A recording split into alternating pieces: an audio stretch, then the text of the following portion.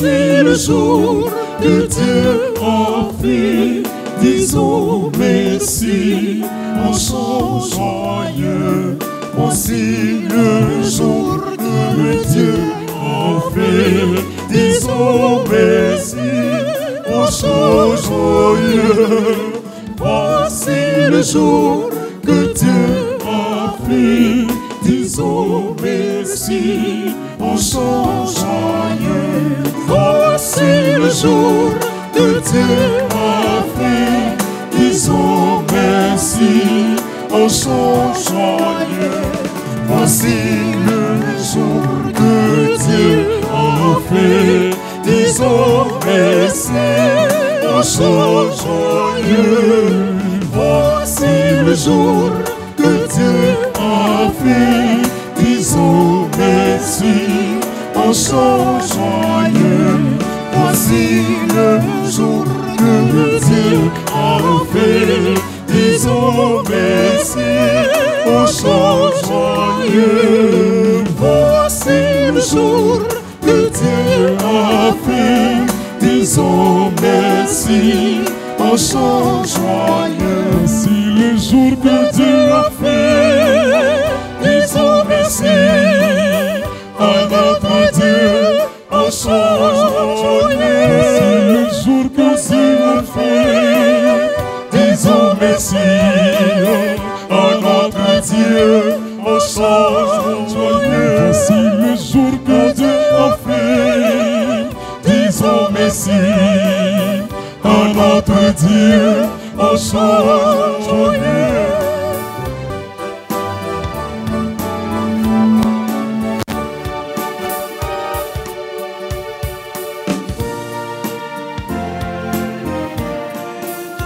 Et tous aimés, ô Dieu le Sauveur, ô Dieu donner louange, honneur, louange, honneur.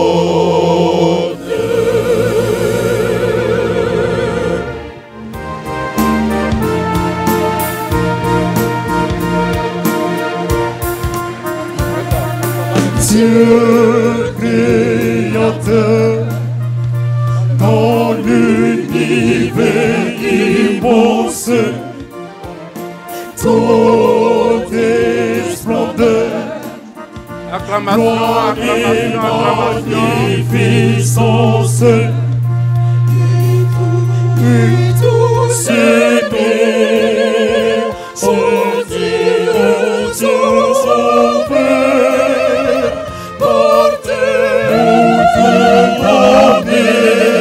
louange, honneur, et tous aimés, ô Dieu Sauveur, porteur qui donne louange, honneur.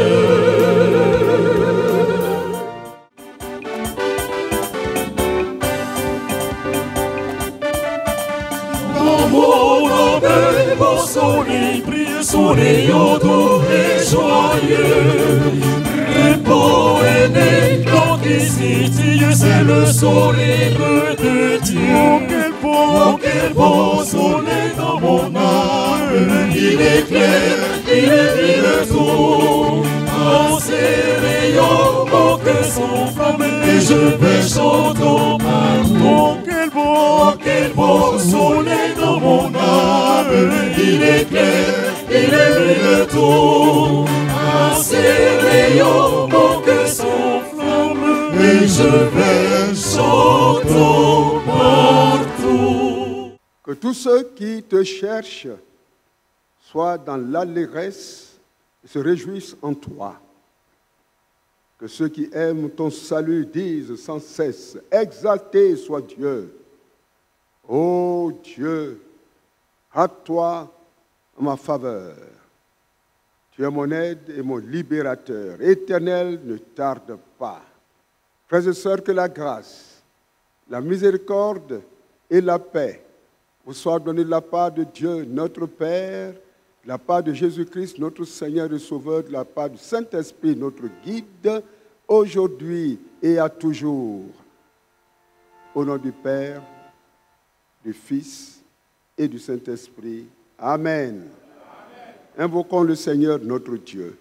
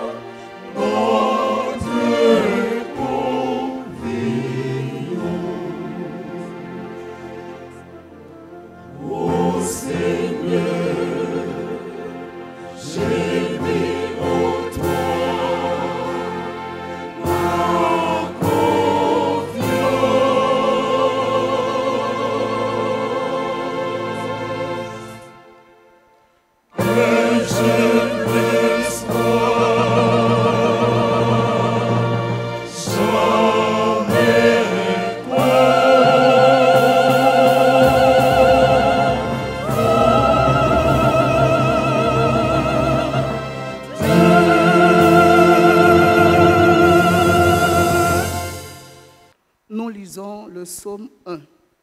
Heureux l'homme qui ne marche pas selon le conseil des méchants, qui ne s'arrête pas sur la voie des pécheurs et qui ne s'assied pas en compagnie des moqueurs, mais qui trouve son plaisir dans la loi de l'Éternel et qui la médite jour et nuit. Il est comme un arbre planté près d'un courant d'eau qui donne son fruit en sa saison et dont le feuillage ne se flétrit point. Tout ce qu'il fait lui réussit. Il n'en est pas ainsi des méchants. Ils sont comme la paille que le vent dissipe. C'est pourquoi les méchants ne résistent pas au jour du jugement, ni les pécheurs dans l'assemblée des justes, car l'Éternel connaît la voie des justes et la voie des pécheurs mène à la ruine. Amen.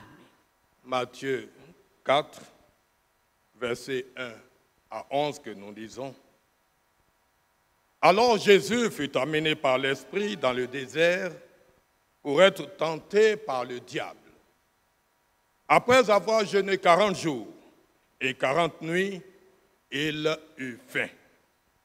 Le tentateur, s'étant approché, lui dit, « Si tu es le Fils de Dieu, ordonne que ces pierres deviennent des pains. » Jésus répondit, « Il est écrit, l'homme ne vivra pas de pain seulement, mais de toute parole qui sort de la bouche de Dieu. » Le diable le transporta dans la ville sainte, le plaça sur le haut du temple et lui dit, « Si tu es le Fils de Dieu, jette-toi en bas, car il est écrit, il donnera des ordres à ses anges à ton sujet, et ils te porteront sur les mains, de peur que ton pied ne heurte contre une pierre. » Jésus lui dit, « Il est aussi écrit, tu ne tenteras point le Seigneur ton Dieu. » Le diable le transporta encore sur une montagne très élevée,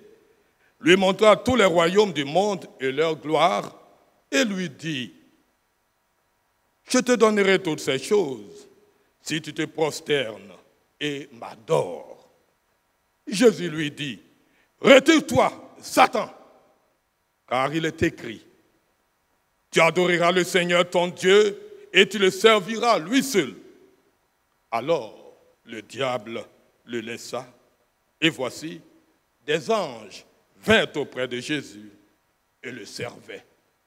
L'herbe sèche, la fleur elle-même tombe, mais la parole de Dieu subsiste éternellement. Amen. Amen, alléluia, alléluia. Amen, alléluia.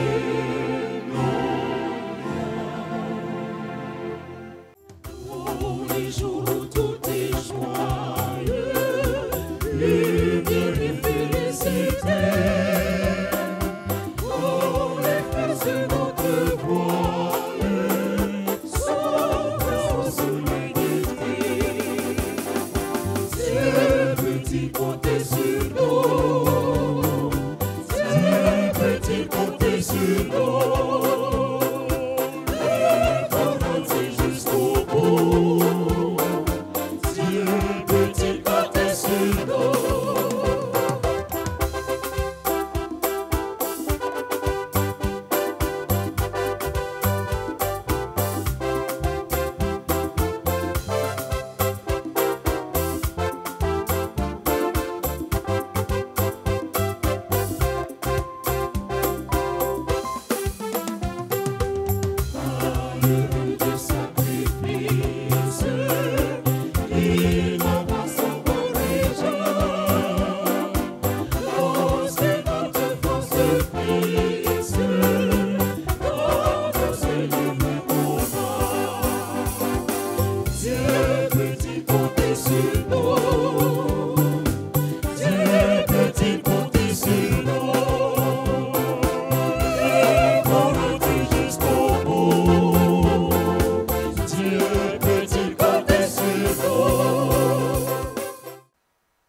À l'occasion de ce culte de reconnaissance à Dieu, à l'honneur des nouveaux docteurs de l'Église méthodiste de Côte d'Ivoire, organisé par l'UMESI, dont nous saluons les responsables. Ici, avec beaucoup de respect, nous avons décidé, sous la conduite de l'Esprit du Seigneur, de vous parler instamment de la méditation de la parole de Dieu. Source de bonheur et de prospérité. À la fin de cette méditation, notre objectif, notre prière, est que chacun de nous décide profondément d'embrasser cet important exercice spirituel, indispensable moyen de grâce qu'est la méditation quotidienne de la parole de Dieu. Que ceux qui déjà la méditent au quotidien les fassent davantage. Ceux qui ont relâché retournent immédiatement à leur premier amour. Et que ceux qui ne le font pas du tout, s'y attellent. Car la vie s'y trouve. Et les victoires de la vie se gagnent d'abord et d'office dans la méditation de la parole du Seigneur. Pour ce faire, nous avons parcouru des textes bibliques, Psaume 1 et Matthieu chapitre 4, versets 1 à 11. À bien observer ces deux passages, s'accordent sur les caractères indispensables de la méditation de la parole de Dieu. Sur quoi j'ai vu important de réfléchir avec vous sur le thème la méditation de la parole de Dieu, source de bonheur et de prospérité.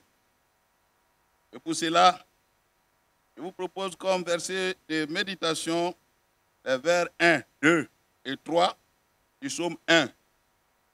Il dit ceci: heureux l'homme qui ne marche pas selon le conseil des méchants, qui ne s'arrête pas sur la voie des pécheurs et qui ne s'assoit pas en compagnie des moqueurs, mais qui trouve son plaisir dans la loi de l'Éternel et qui la médite jour et nuit. Il est comme un arbre planté près d'un courant d'eau qui donne son fruit en sa saison et dont le feuillage ne flétrit point. Tout ce qu'il fait lui réussit.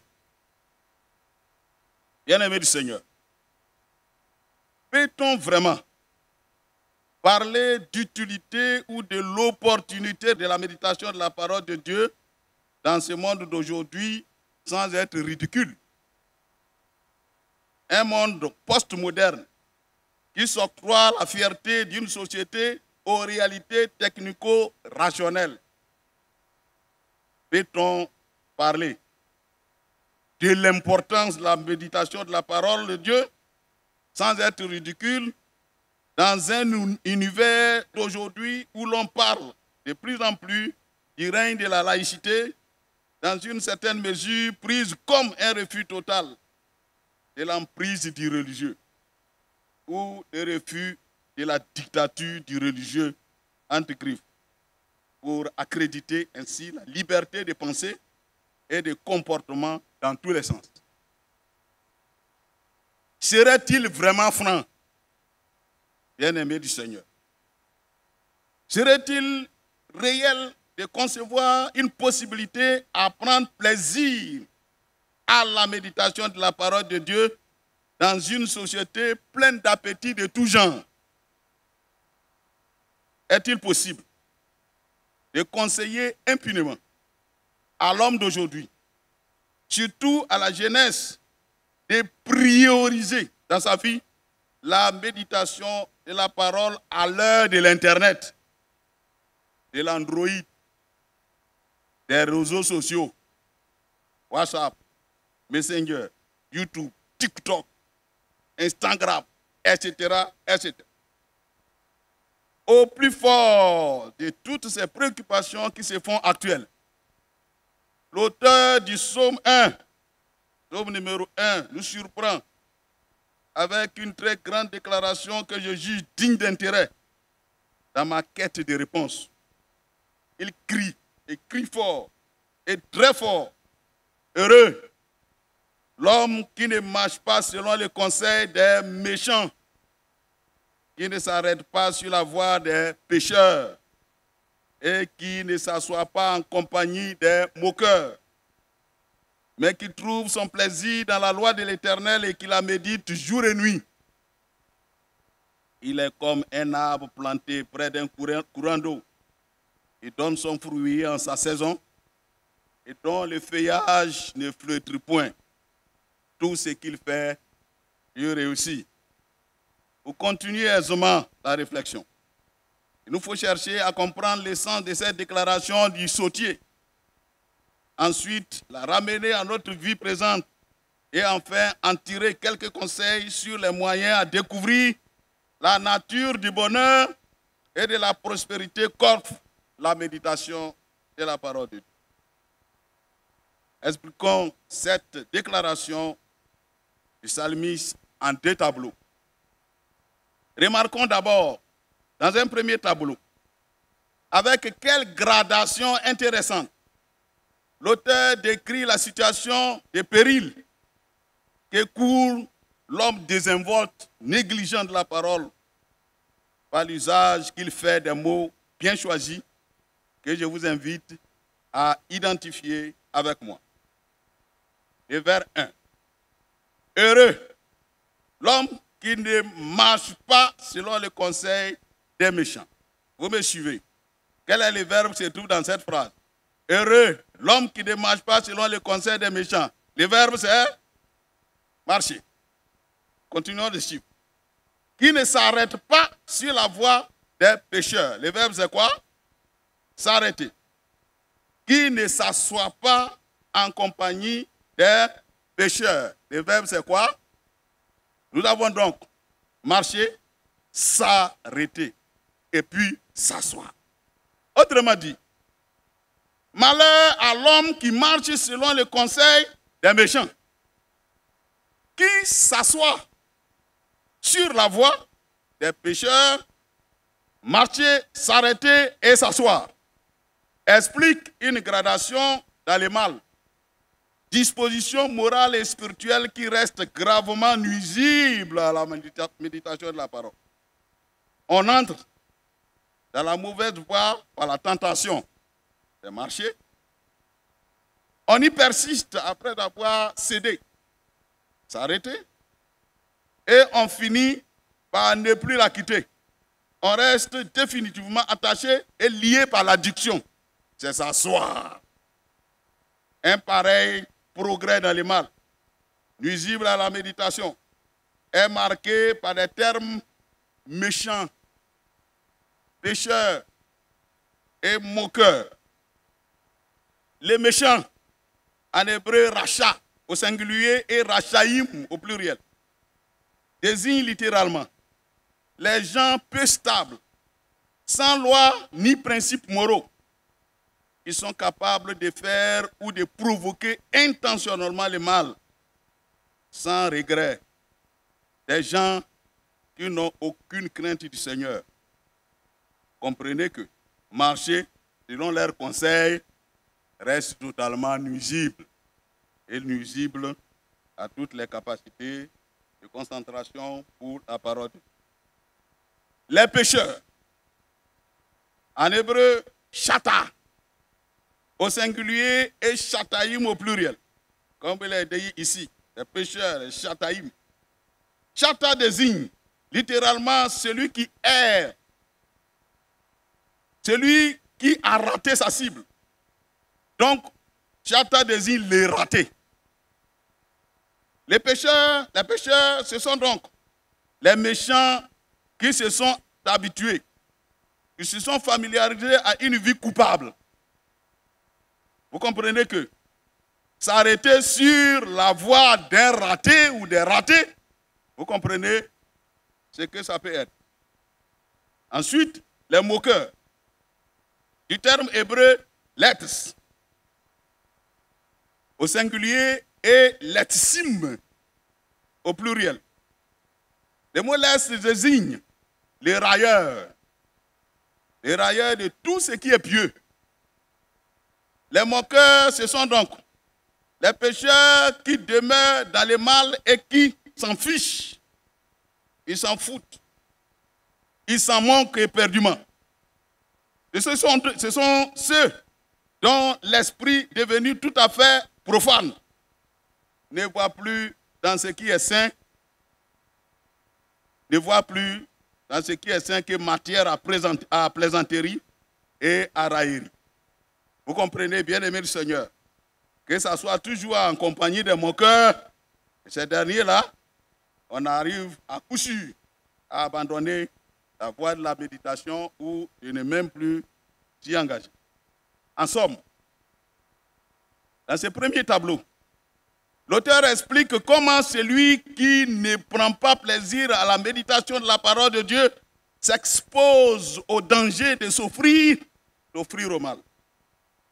Il prend irrésistiblement plaisir, s'enlise gravement et en conséquence se prive de la grâce et de la gloire de Dieu et se met ainsi hors de la vraie vie, riche et abondante qui jaillit de la vie de Dieu.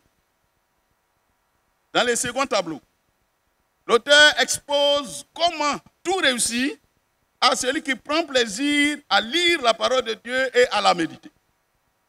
Il est comme un arbre planté près d'un courant d'eau. Il donne son fruit à sa saison et dont le feuillage ne flétrit point. Tout ce qu'il fait lui réussit. Kol Asher Yahal Saliach. Littéralement dit, tout lui réussit ou tout lui prospère.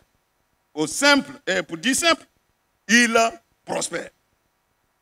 Le secret du bonheur est donc ainsi dévoilé.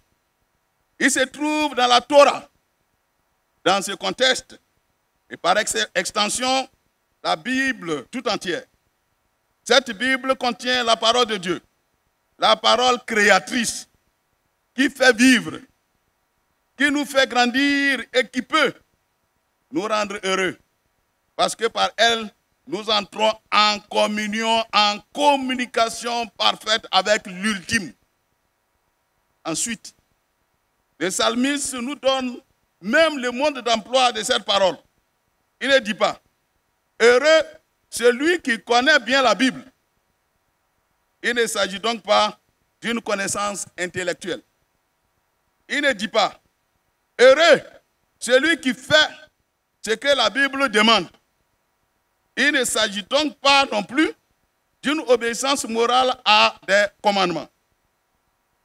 Il ne dit pas ici, bien que vrai, heureux celui qui croit à ce que la Bible dit.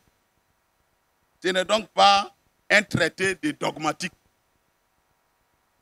Mais il dit, heureux celui qui trouve son plaisir dans la loi de l'Éternel ou qui met son plaisir ou son intérêt dans la parole. C'est-à-dire celui qui a de la joie à lire la parole, qui en fait ses délices d'une part, puis d'autre part, qui la médite jour et nuit. J'ai dit communion et dialogue avec la parole de Dieu. En cela, Jésus nous donne un modèle pour en faire usage au moment opportun. Au théâtre de la tentation de Jésus-Christ au désert, dans Matthieu chapitre 4, il a dit ceci. Alors les tentateurs, les diables s'étant approchés, lui dit, si tu es fils de Dieu, ordonne que ces pierres deviennent des pains. Jésus répond, il est écrit, l'homme ne vivra pas de pain seulement, mais de toute parole qui sort de la bouche de Dieu. Le diable les transporta dans la ville sainte, les plaça sur le haut du temple et lui dit, si tu es fils de Dieu, jette-toi en bas, car il est écrit, il donnera des ordres à des anges à ton sujet. Et Ils te porteront sur des mains de peur, que ton pied ne heurte contre une pierre. Jésus lui dit, il est aussi écrit, tu ne tenteras point le Seigneur ton Dieu. Le diable est transportant encore sur une montagne très élevée. Il montrera tous les royaumes du monde et leur gloire. Et lui dit, je te donnerai toutes ces choses si tu te prosternes et tu m'adores. Jésus dit, retire-toi de moi, Satan, car il est écrit, tu adoreras le Seigneur ton Dieu et tu le serviras du seul. Alors le diable les laissa, et voici des anges vinrent auprès de Jésus-Christ et les servirent. Félicitations. Les anges ont porté Jésus au triomphe car il venait de remporter une grande victoire sur les tentateurs venus pour faire échec à son ministère matinal. Mais où Jésus a-t-il puisé les ressources de cette victoire? Bien-aimé du Seigneur, c'est dans la Torah, la parole de Dieu. Il est écrit ou il est aussi écrit, a-t-il rétorqué à chaque fois et à chaque attaque de l'adversaire. Vous remarquez avec moi comment le diable utilise aussi la parole de Dieu pour tenter de nous battre sur notre propre terrain. Mais Jésus la maîtrise mieux que quiconque. Et comme du maître, la parole jaillira toujours à toute épreuve et au besoin du sein de ceux qui la possèdent pour leur victoire. Et ils seront aussi portés au triomphe par les anges à chaque victoire par la parole. L'image donc choisie ici est très forte. La plante, c'est nous. Et le courant d'eau, c'est la parole, source de vie. Quelque chose qui nous aide à grandir, qui nous aide à nous élever, à progresser. Certes, cela ne se fait pas du jour au lendemain. Un arbre ne pousse pas en quelques jours, même près d'un ruisseau. Mais petit à petit et sûrement, à temps et à contre-temps. Et le bonheur, c'est cela. C'est être en croissance, c'est s'élever, c'est grandir, c'est avoir des feuilles et des branches qui montent, qui montent, qui montent. C'est fructifier avec une certaine fécondité dans sa vie. Le bonheur, c'est que notre existence donne naissance à quelque chose qui la dépasse et qui, d'une certaine façon, soit transcendante et éternelle à l'image de la source qui l'alimente, la parole, les Écritures. Chers amis, c'est à votre cœur et au mien que le Seigneur parle ce matin. Il ne faut jamais perdre la conviction de l'origine divine de la parole de Dieu. Beaucoup l'ont perdu au nom de la liberté et nous en savons les conséquences. Si notre piété n'a pas pris racine dans la parole de Dieu, elle risque d'être sèche et stérile. Elle risque de se réduire à une fausse apparence avec laquelle nous pouvons devenir la proie facile de l'ennemi et de toutes sortes de doctrines. La foi vient de ce qu'on entend et ce qu'on entend vient de la parole de Dieu.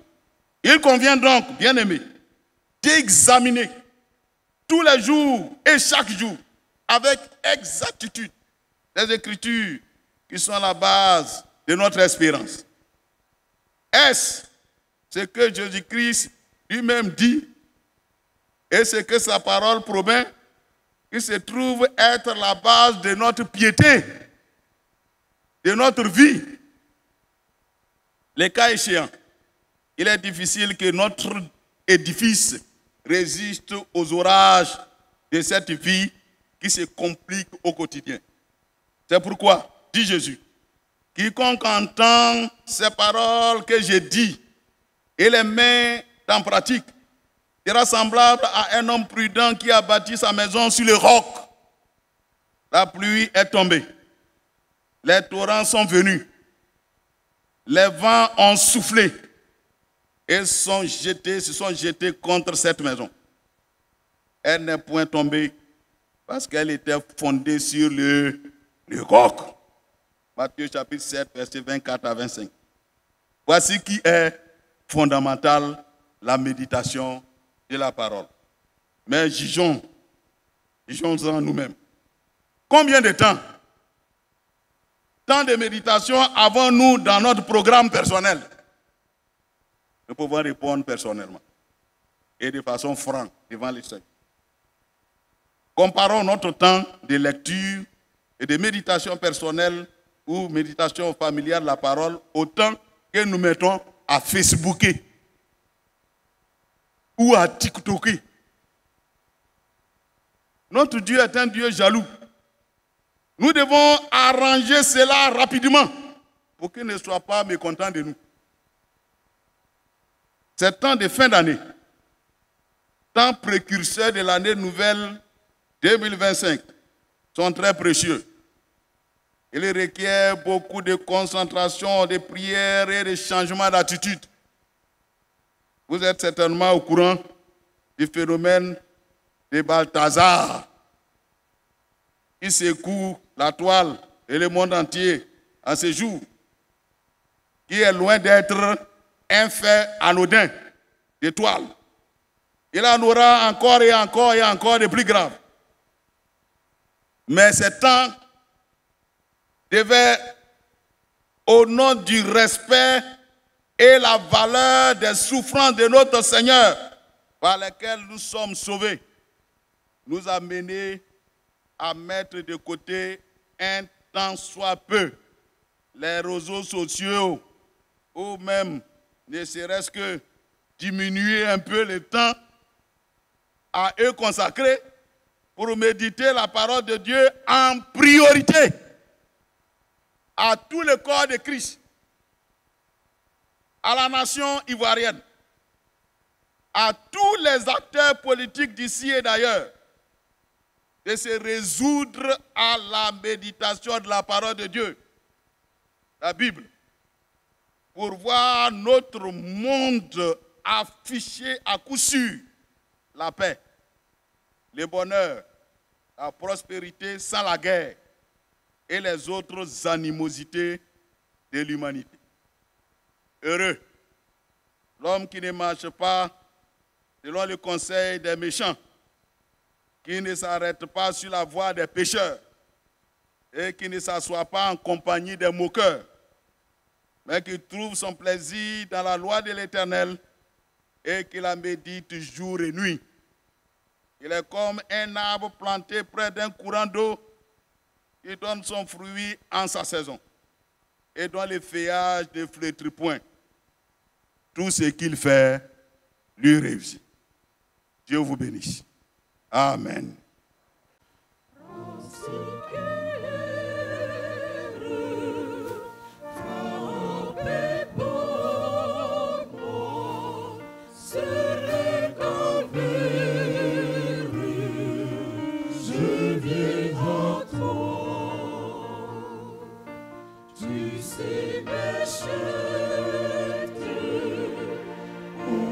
Sauveur,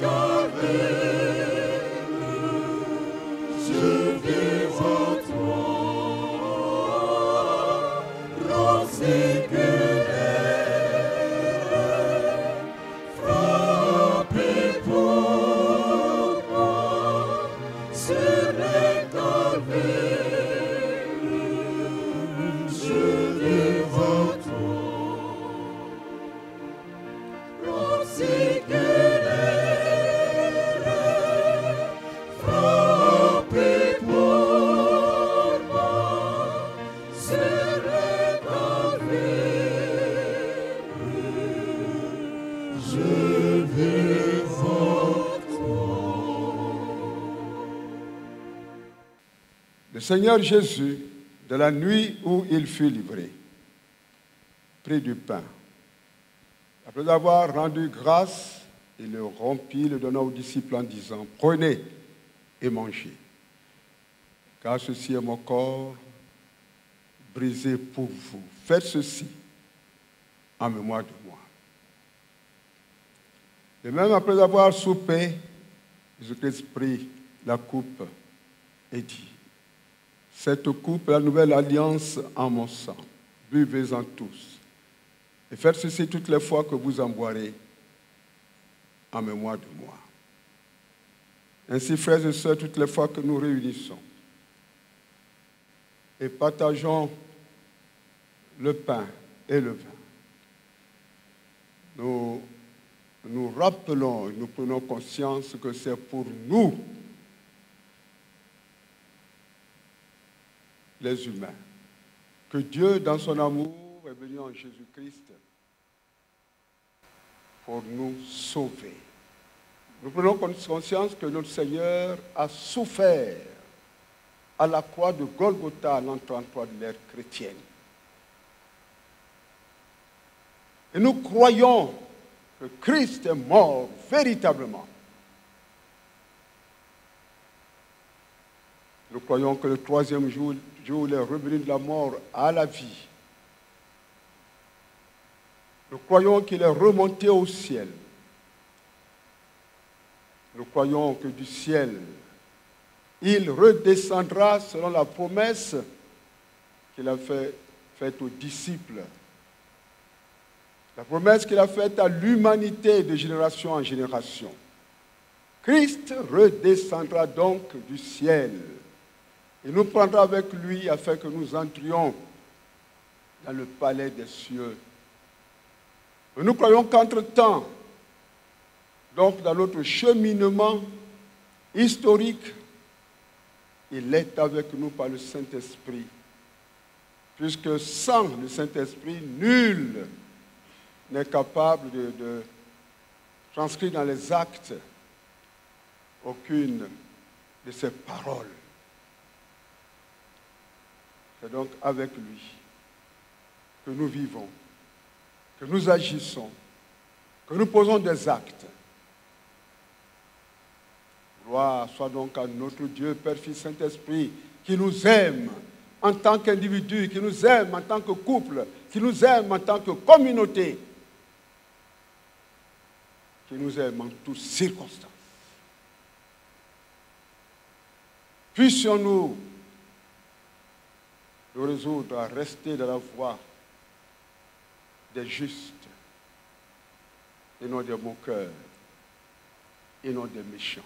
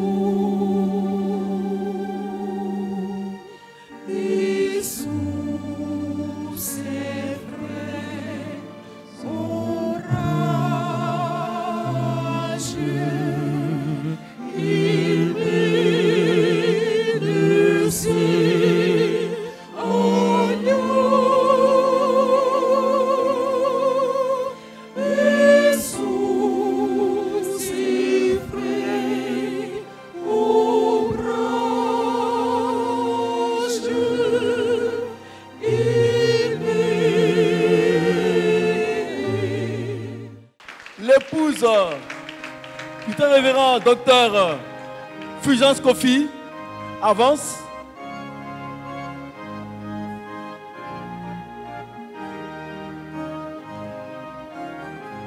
L'épouse du révérend pasteur docteur Anga Maxime.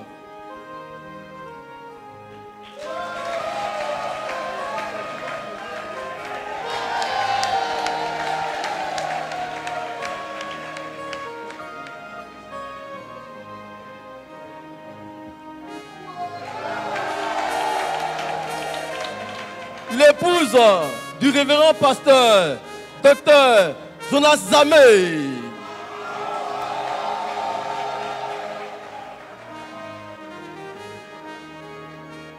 J'invite professeur René Nyalega, président de l'UMESI, à remettre avec son adjoint, professeur Alain André, pour la remise des présents à nos docteurs.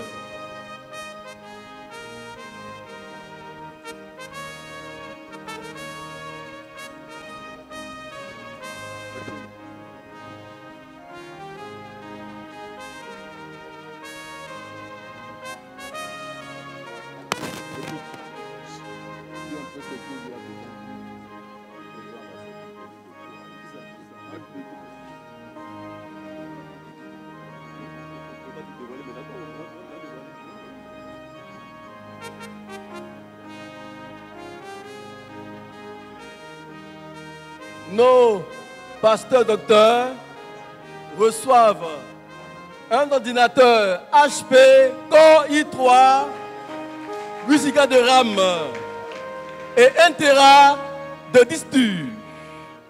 Ils reçoivent des gadgets de l'UMESI composés de stylos VIP, de gobelets VIP.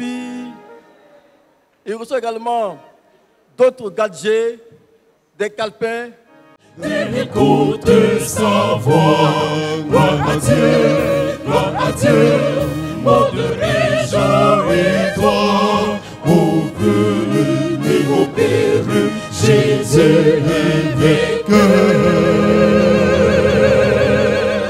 Que toute mon terre chante à son honneur.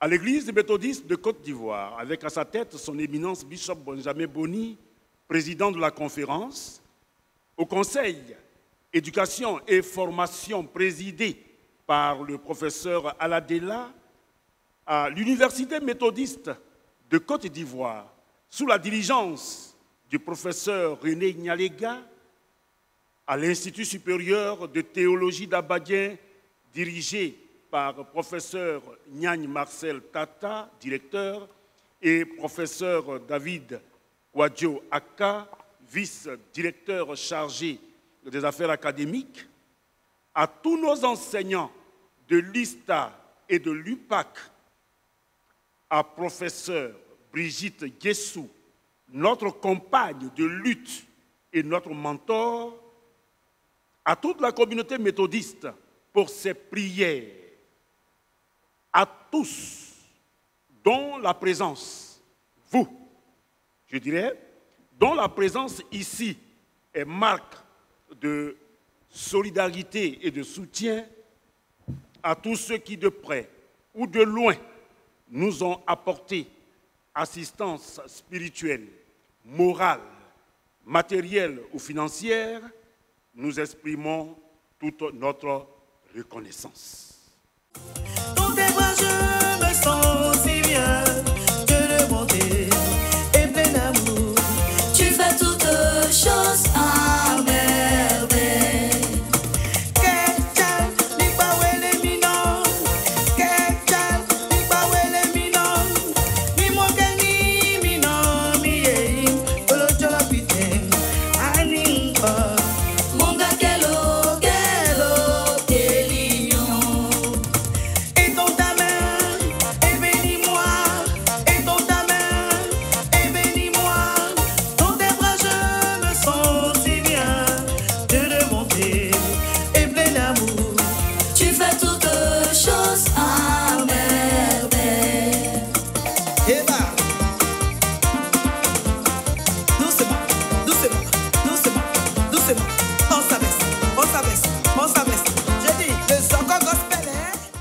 je me plais à répéter cela, ils ont tous obtenu la mention très honorable.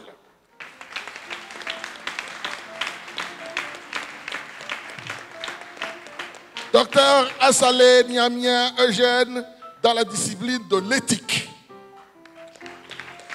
Docteur Kofi Bou Fulgence, histoire du christianisme. Docteur Afi Anga Maxime, religion en Afrique. Et docteur Zamé Jonas en dogmatique. À vous, nos bien-aimés, nous vous félicitons donc solennellement, publiquement, devant les plus hautes autorités de notre Église et vous invitons à vous mettre à l'ouvrage. Nous rendons grâce à Dieu pour vous. Frères et sœurs, allez en paix. Et que le Dieu de grâce, d'amour, de force, le Dieu de joie, le Dieu d'espérance, qui nous entraîne progressivement vers le royaume des cieux, garde sur vous, sur chacune de vous, sa main de bénédiction. Qu'il garde vos familles, vos milieux de service, vos milieux d'adoration, dans son amour, dans sa grâce et dans sa paix. Allez, au nom de Jésus-Christ, l'unique Seigneur et Sauveur de nos vies. Amen.